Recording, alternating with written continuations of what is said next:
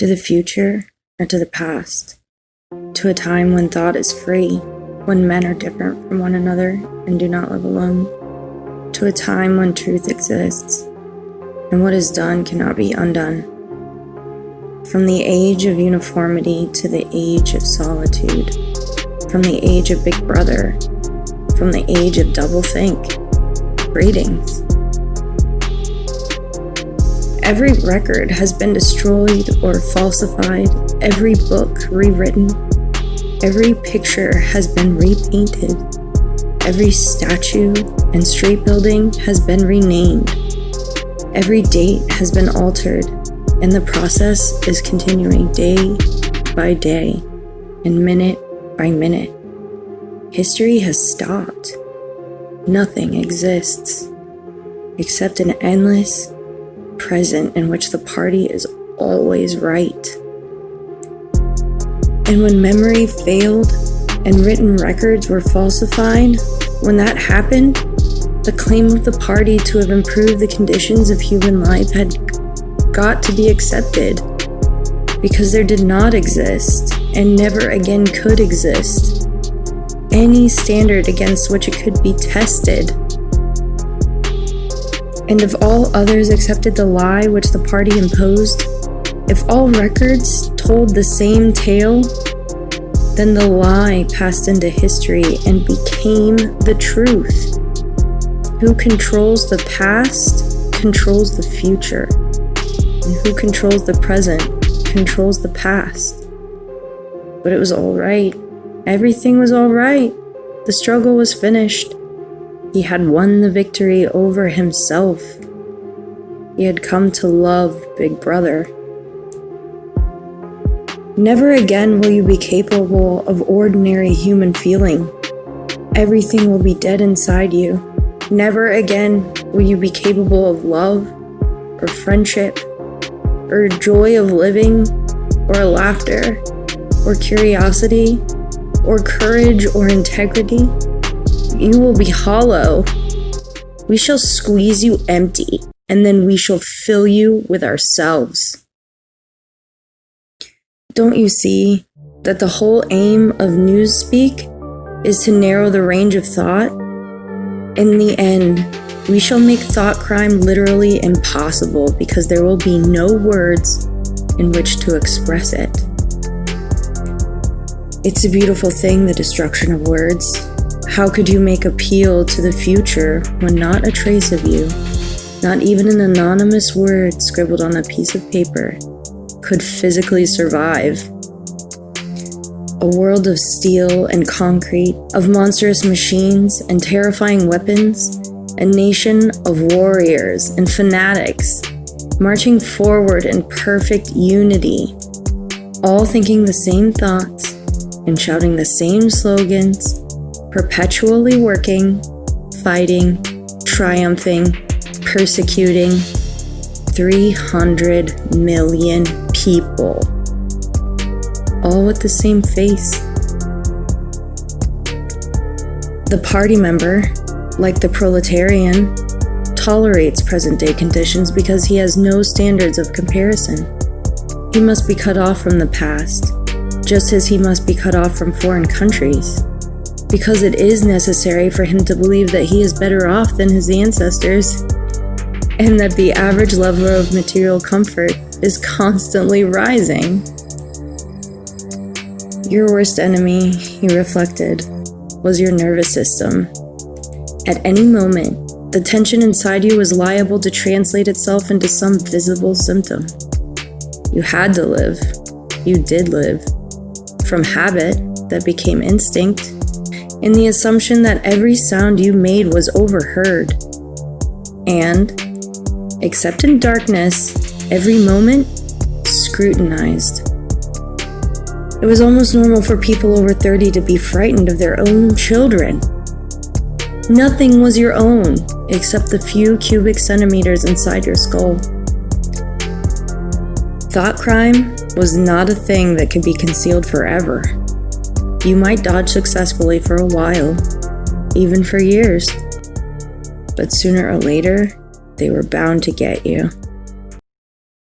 We know that no one ever seizes power with the intention of relinquishing it. Power is in tearing human minds to pieces and putting them together again in new shapes of your own choosing. At present, nothing is possible except to extend the area of sanity, little by little. We cannot act collectively. We can only spread our knowledge outwards from individual to individual, generation after generation. In the face of the thought police, there is no other way. Tragedy, he perceived, belonged to the ancient time, to a time when there was still privacy, love, and friendship, and when the members of a family stood by one another without needing to know the reason. There will be no curiosity, no enjoyment of the process of life. All competing pleasures will be destroyed. But always, do not forget this, Winston. Always there will be the intoxication of power, constantly increasing and constantly growing subtler. Power is not a means, it is an end. One does not establish a dictatorship in order to safeguard a revolution. One makes the revolution in order to establish the dictatorship. Stupidity was not as necessary as intelligence, and as difficult to attain. How do we know that 2 and 2 make 4, or that the force of gravity works, or that the past is unchangeable? If both the past and the external world exist only in the mind, and if the mind itself is controllable, what then? Doublethink means the power of holding 2 contradictory beliefs in one's mind simultaneously and accepting both of them. War is peace. Freedom is slavery. Ignorance is strength. The masses never revolt of their own accord, and they never revolt merely because they are oppressed. Indeed, so long as they are not permitted to have standards of comparison, they never even become aware that they are oppressed. Until they become conscious, they will never rebel. And until after they have rebelled, they cannot become conscious. In the face of pain, there are no heroes. In the long run, a hierarchical society was only possible on the basis of poverty and ignorance. Reality exists in the human mind, and nowhere else. The choice for mankind lies between freedom and happiness, and for the great bulk of mankind, happiness is better. If you can feel that staying human is worthwhile, even when it can't have any result whatever, you've beaten them. There was truth and there was untruth. And if you clung to the truth, even against the whole world, you were not mad. If you kept the small rules, you could break the big ones. The clever thing was to break the rules and stay alive all the same. We do not merely destroy our enemies, we change them. Everywhere, all over the world, hundreds or thousands or millions of people just like this. People who had never learned to think, but were storing up in their hearts and bellies and muscles the power that would one day overturn the world.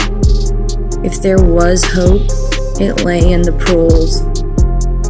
I don't imagine that we can alter anything in our own lifetime, but one can imagine little knots of resistance springing up here and there, small groups of people banding themselves together and gradually growing, and even leaving a few records behind so that the next generation can carry on where we leave off. We believe that there is some kind of conspiracy, some kind of secret organization working against the party, and that you are involved in it. We want to join it and work for it. We are enemies of the party. We disbelieve in the principles of INSOC. We are thought criminals. We are also adulterers. I tell you this because we want to put ourselves at your mercy. If you want us to incriminate ourselves in any other way, we are ready.